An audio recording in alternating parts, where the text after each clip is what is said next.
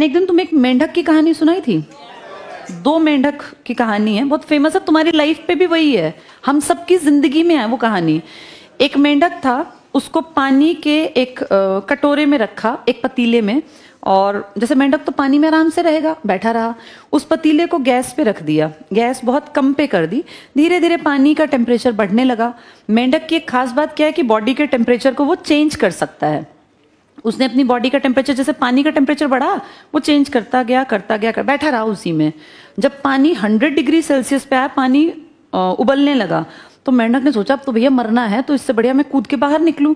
वो कूदने की कोशिश करे, उससे कूदा ना जाए। एक छोटा सा पतीला, कारण उसने अपनी सारी एनर्जी लगा दी बॉडी के टेम्परेचर को उस एनवायरनमेंट में एडजस्ट करने में। उसकी एनर्जी का लेवल इतना कम हो गया कि उससे एक जंप ही नहीं लगी। फिर एक एक्सपेरिमेंट किया, उसमें एक पानी खौलता हुआ पतीला एक मेंढक को लाके, मतलब वो पानी काफी गर्म था, तो उस मेंढक को लाके उसमें गर्म पानी में छोड़ा। मेंढक पहली जंप में बाहर कूद गया, सेम पतीले की हाइट, सेम मेंढक, बिल्कुल बराबर। वो मेंढक क्यों कूद पाया? क्योंकि उसके ऊपर जब अत्याचार हुआ ना, तो उसके लिए ये बात नई थी। उसने पुरजोर एकदम से कोशिश की उससे बाहर निकलने की। पहले वाले को क्या कर दिया? धीरे धीरे धीरे आदी कर दिया कि एडजस्ट करता जा। आज के इंसान पे भी ये नियम है बेटा, जब सरकारें काम करती हैं ना, तो हम विरोध क्यों नहीं करते, जबकि हम सबको दिख रहा होता है कुछ चीजें गलत हैं। कारण हम धीरे धीरे धीरे एडजस्ट करते करते इतने एडजस्टिंग नेचर के बन गए कि अब हमें लगता है कि कोई बात नहीं, हर चीज पे कोई बात नहीं। तुम्हारे सामने बोर्ड के एग्जाम्स खत्म किए, ये गलत है या सही है? गलत है ना। बोर्ड क्या जरूरी है 10th क्लास में या नहीं है? अगर बोर्ड ना हो तो बच्चे पढ़ेंगे ही नहीं ना। जैसे एग्जाम कह दिया कि भैया नो डिटेंशन पॉलिसी, फेल ही मत करो, तो इससे क्या हुआ? बच्चों के पढ़ने का दबाव फील हुआ या नहीं हुआ? नहीं हुआ। जितना तुम पढ़ते थे ना, तुम तीसरी चौथी के बच्चों को देखो उतना नहीं पढ़ते, क्योंकि उनको डर नहीं है।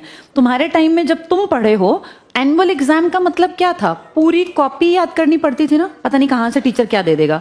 आज एनुअल का मतलब जानते हो क्या है? पहले से पता है, चैप्टर 4, 7, 8 इनमें से आएगा, और उसके भी क्लास में इतने मॉक टेस्ट करवा देता है हर टीचर कि बच्चा जो है पूरे पूरे नंबर लाने ही लाने। तुम देखो आज बच्चे के 100 में से किसी के भी 30, 33, 37 आते ही नहीं है। सबके 100 में से 95, 98। क्या हम क्या बेवकूफ थे क्या? हम लोगों के तो इतने नंबर नहीं आते थे। वो बच्चे तो इतने समझदार भी नहीं है, कारण वो लिमिटेड सा सिलेबस है, उसमें से पढ़ाते पढ़ाते।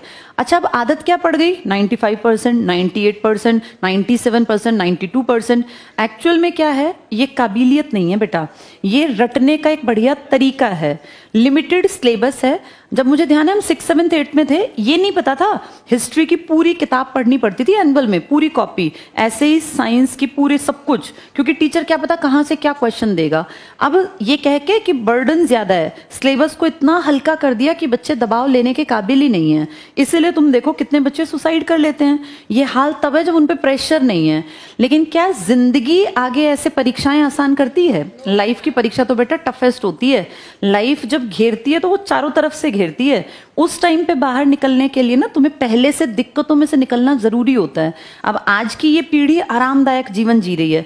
ये कोई नहीं सोचता बच्चा कि मैं फेल हो सकता हूँ, क्योंकि उसको पता है 2 चैप्टर है, मुझे रट्टे मार रखे हैं मैंने, मेरे नंबर पूरे आने हैं। हमारे टाइम में ये भी था कि फेल होके तो बचने का क्या तरीका है। मुझे ध्यान है हमारे स्कूल में बच्चे ऐसा करते थे, अगर किसी बच्चे के 48 हैं, पिताजी ज्यादा स्ट्रिक्ट हैं, तो वो 98 बन जाते थे घर जाते आते, और फिर स्कूल आते आते उसको फिर से ऐसा करते थे, बच्चे पकड़े भी जाते थे।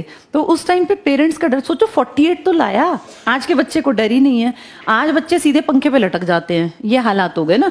तो ये जो चीजें हैं ना, धीरे धीरे धीरे एडजस्ट करके तुम इतने एडजस्टिंग बन गए हम इंडियंस कि हमें सरकार का कोई भी कदम गलत नहीं लगता।